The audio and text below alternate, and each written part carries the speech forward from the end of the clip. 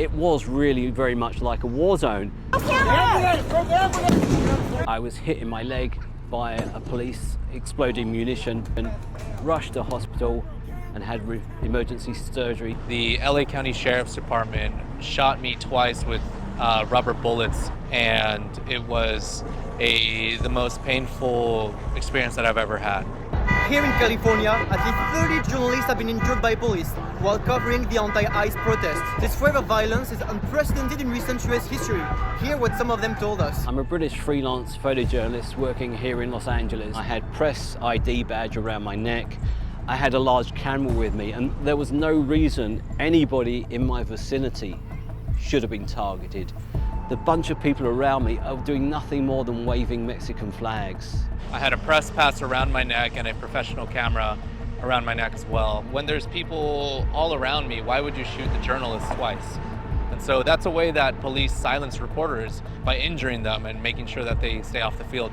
In recent days, a British journalist was severely injured, an Australian correspondent was hit live on air, and the CNN crew was briefly detained. I've been a journalist for around 30 years, and I've covered protests in Europe, in Asia, in Africa. What I've seen here in the US is by far the most unprofessional shit show. The philosophy that seems to be applied to crowd control and law enforcement is that law enforcement have to win.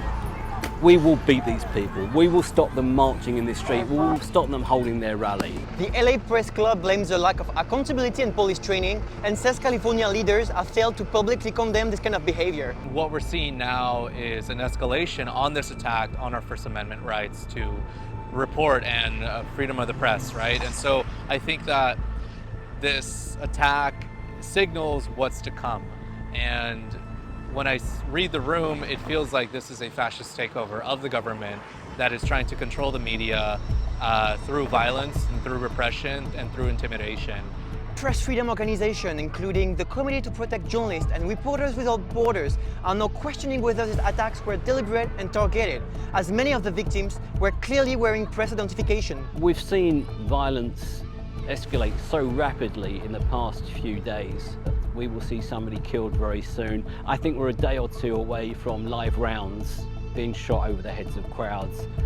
We're going to have deaths very soon.